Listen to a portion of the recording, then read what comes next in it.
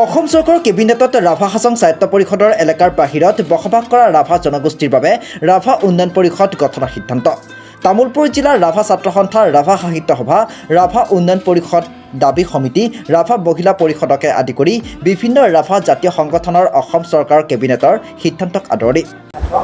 ৰাভাসকলৰ ভাষা, সাহিত্য, সংস্কৃতি, শৈক্ষিক আৰু আৰ্থ সামাজিক দিশত জনকল্যাণৰ হকে ৰাভা হাছঙৰ বাহিৰত থকা ৰাভাসকলক যি অসমৰ মুখ্যমন্ত্ৰী ডক্টৰ হিমন্ত বিশ্ব শৰ্মা ডাঙৰীয়াই যোৱা 22 তাৰিখে কেবিনেট সিদ্ধান্তত আমাক ৰাভা উন্নয়ন পৰিষদ দিয়াৰ অনুমোদন দিলে।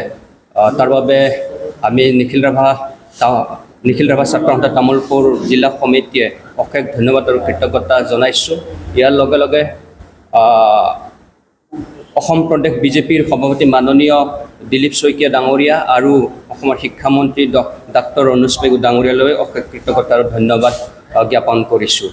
মুখ্যমন্ত্ৰী ডক্টৰ হিমন্ত বিশ্ব শৰ্মা, জনজাতীয় উন্নয়ন পৰিক্ৰমা বিভাগৰ মন্ত্ৰী ডাক্তৰ অনুজ পেগু, ৰাজ্যিক বিজেপিৰ সভাপতি দিলীপ শইকীয়াক কৃতজ্ঞতা জ্ঞাপন কৰি আৰছু ৰাভা সাহিত্য সভা, ৰাভা উন্নয়ন দাবী পৰিষদ সমিতিৰ মুখ্যমন্ত্ৰীৰ ৰাভা উন্নয়ন পৰিষদ গঠনৰ সুদূৰ প্ৰসাৰী সিদ্ধান্তই ৰাভা জনগোষ্ঠীৰ লোকসকলৰ আৰ্থ-সামাজিক, শৈক্ষিক আৰু সাংস্কৃতিক দিশত অধিক আগুৱাই দিব বুলি মন্তব্য কৰে। অসম চৰকাৰক শীঘ্ৰেই ৰাভা উন্নয়ন পৰিষদখন গঠন কৰি অধিক পেকেজ দিবলৈও আহ্বান জনায়। News 64 reporter live Assam. আৰু আচলতে আজি আমি খুবেই আনন্দিত আৰু এক প্ৰকাৰ ক'ব গ'লে গৌৰৱান্বিত আমি, কাৰণ এটা আমাৰ দীৰ্ঘদিনীয়া দাবী ৰাভা হাছঙৰ বাহিৰত থকা ৰাভাখিনিৰ কাৰণে ৰাভা উন্নয়ন পৰিষদ গঠন কৰি দিয়াৰ কাৰণে চৰকাৰৰ ওচৰত আনুষ্ঠানিকভাৱে 2013 চনৰ পৰা এটা দাবী উত্থাপন কৰি আহি থকা হৈছিলে।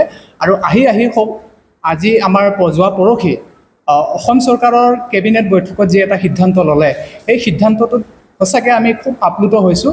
কাৰণ আমাৰ এটা যি দীৰ্ঘদিনীয়া আমাৰ এটা দাবী আৰু ৰাভা হাছঙৰ বাহিৰত থকা ৰাভাখিনিয়ে বিশেষকৈ যিবোৰ সমস্যাত ভুগি আহিছে, সেই সমস্যাসমূহ সমাধানৰ কাৰণে আমাৰ ৰাভা উন্নয়ন পৰিষদৰ নিচিনা এখন আমাৰ কমিটি খুবেই দৰকাৰ আছিলে। আৰু সেইটো প্ৰয়োজন অনুভৱ কৰি ৰাভাসকলে বা নিখিল ৰাভা ছাত্ৰ সন্থাকে আদি কৰি আমাৰ সমূহ ৰাভা জাতীয় সংগঠনসমূহে এইটো দাবী উত্থাপন কৰি আহিছিলে।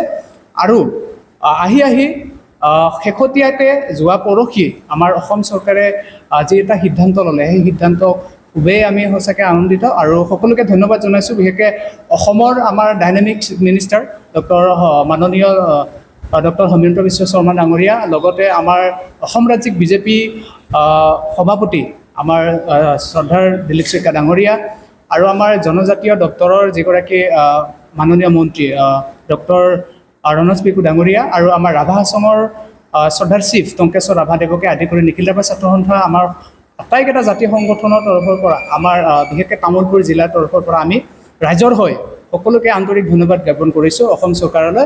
আৰু অনাগত দিনত যাতে ৰাভা ডেভেলপমেণ্ট কাউন্সিলখনৰ জৰিয়তে আমাৰ ৰাভা হাছঙৰ বাহিৰত থকা ৰাভাখিনিৰ যি আমি এটা সপোন দেখিছিলোঁ, যি এটা সপোন আছে আমাৰ, সেই সপোনবিলাক যাতে আমি বাস্তৱত ৰূপায়ণ কৰিব পাৰোঁ এই কাউন্সিলখনৰ জৰিয়তে, তাকে আশা ৰাখিছোঁ।